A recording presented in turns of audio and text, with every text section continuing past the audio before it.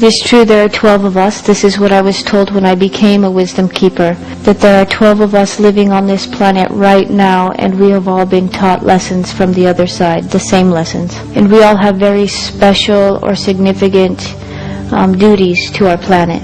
My duty is to teach the people. One, he goes from indigenous tribe to indigenous tribe, sharing the message from each tribe to the other tribes. One is specifically working with that energy on our planet that is moving. But the 12 of us live all over the world. One in Africa, one in the States, we are all over. And we all have our own specific job. But out of respect, I will not name them. If they want to be in the public, then that is their right. And we talk on the telephone or meet in meetings, or we use what is called our window. And I call it my picture show, but a screen will open and we talk back and forth. And it's very interesting because we will experience what the other person is experiencing. We use crop circles to know exactly when something is going to happen. We literally use them as a map for times and dates and what degree on a map or what degree on planet Earth something is going to arrive. So we use crop circles a lot to tell us where to go. And for instance, these spirals that we've been seeing in the sky all over the world now have been seen all over the world. There are crop circles that tell us when they're going to be, what date they're going to be on, and where exactly they will go. We read these, we go to that place and wait, and then it happens. So we use them as maps. We have also been told by the indigenous elders, before the great shift, we would know that our star brothers and sisters are real. Many people think that the star beings or aliens are just something in film or story. But very simply, they are as real as you and I. I am not a crazy person. I am very normal, average, just like you, but I have seen them. I have talked with them. They are real. They have existed throughout human history. Every indigenous culture on this planet has a knowing of the star beings. They have a written history of them. They have been here always, but they have hid themselves because we are afraid of them. This is not a story or make-believe. They are real. And now they are being seen by thousands of people. Just a couple of weeks ago, there were several over Manhattan in New York. They sat in the sky for thousands of people to look up and see. On 10/10/10, the date, hundreds of them were seen all up and down California, right there for everyone to see. On television, the ex-government official of Canada stood up and made an announcement live to all of the people that they had been interacting and knowing the Star Brothers and Sisters for a very long time now. Great Britain has disclosed all of their information about the brothers and sisters from the stars to its people. India is preparing to have a public live speaking to its people about their information of working with extraterrestrials. Last month, China had to shut down their airports due to the traffic of discs in the sky. 2 weeks ago, New York had to shut down its airport due to large ships in the sky. NASA is letting go of their filmed tapes that was taped from the space shuttle of watching the discs come over our planet to where the thunder and lightning storms were happening. And this year, NASA released also that we in the United States sent a very large message out into the universe with the coding of our DNA, the structure of planet Earth, how our body is structured. They sent this message out, and we received an answer back with their DNA, the structure of their planet, how their body is in relation. Not only were we answered, but the very large answer came in a crop circle in front of the very tower that sent the message out. This is not a story. It is real. This is not make-believe. It is reality. Crop circles are very, very real. We, the wisdom keepers, look at crop circles that tell us in the shape of the moon what day and time the next spiral is coming. So there are different ways that we can be in the heart and live from the heart.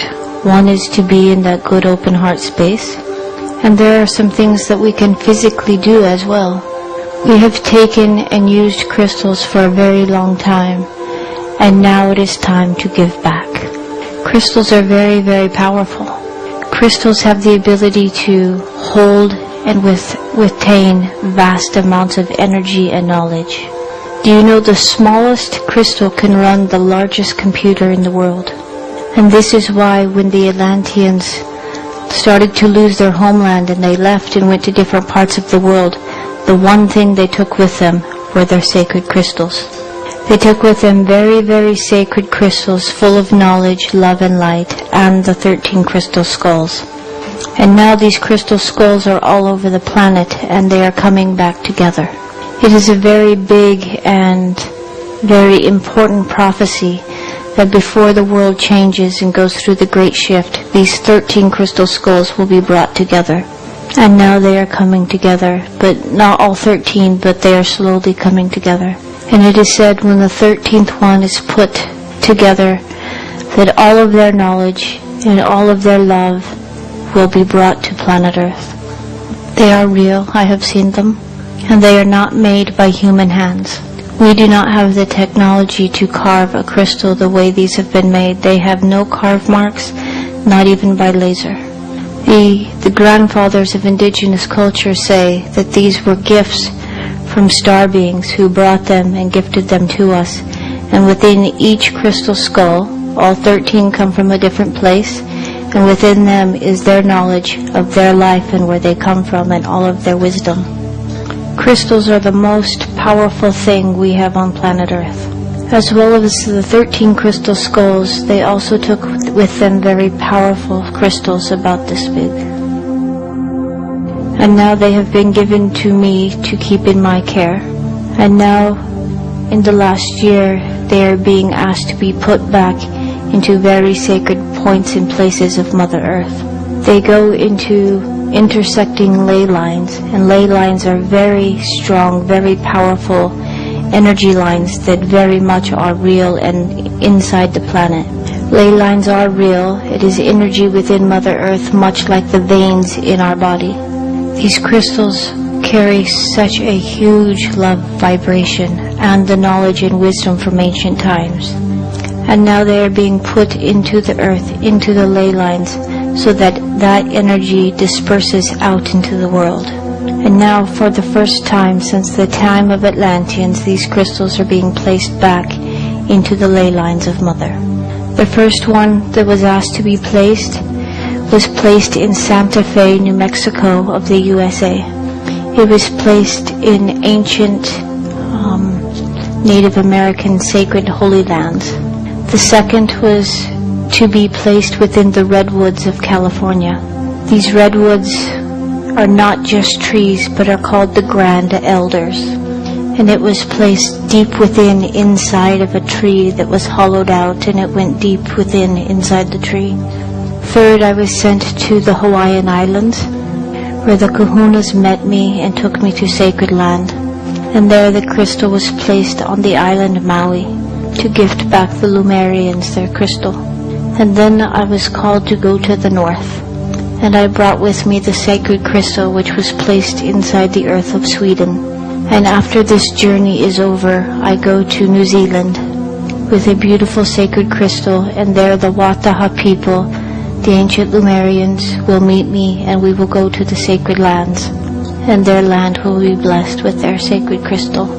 As these crystals go into the earth, they link with one another inside the ley lines, and their love and their knowledge go out into Mother Earth and up through our feet into our body. Many, many beautiful prophecies are coming true. And now on planet Earth we are receiving beautiful, huge amounts of energy that are coming. And little by little we are starting to digest and learn how to live with more energy. One of the most powerful things we can do, and I've began and already started to teach this, is to give your healing prayers and your love to Mother Earth inside the crystal, and then put it in wild or natural waters. Water carries energy very, very quickly. and our waters need to be healed very much. There is something very special about water. For what you put into water, then the water evaporates and goes to our air, and then it falls as rain back to the planet.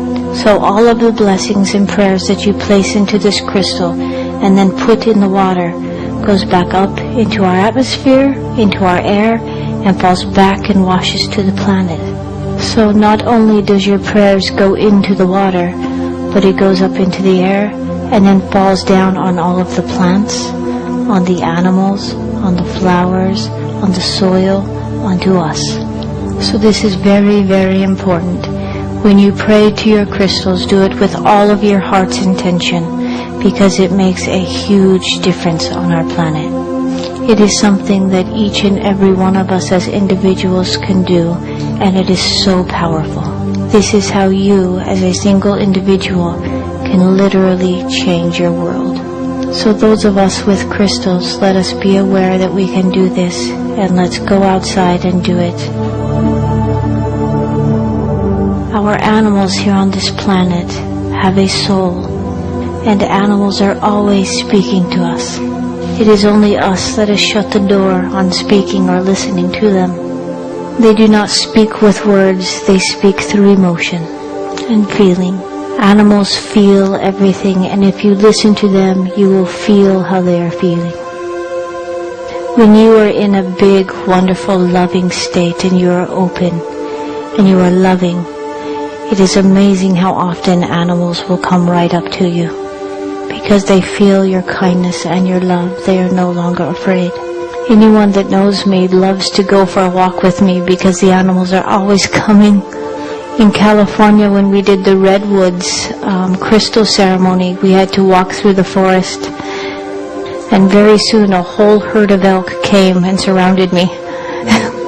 And all the other people were like, oh my goodness, oh my goodness. In Arizona, before I came on this trip, we sat outside and prepared to talk, and wild bobcats came running and sat with us. The animals love us. If you open your heart, they do not fear you. They wish to interact. Animals have been my best friends since I was very, very small. When I lived in the forest alone since about 8 years old till about 12 years old, animals are who took care of me. A little fox used to come and bring me food, and my best friend was a great horned owl. When I would run away from home after something bad would happen, I would run to the wilderness, and he would always be up ahead, flying with me. And he would always bring me mice to eat. And so I would pretend to eat it. And then sneak it under the log.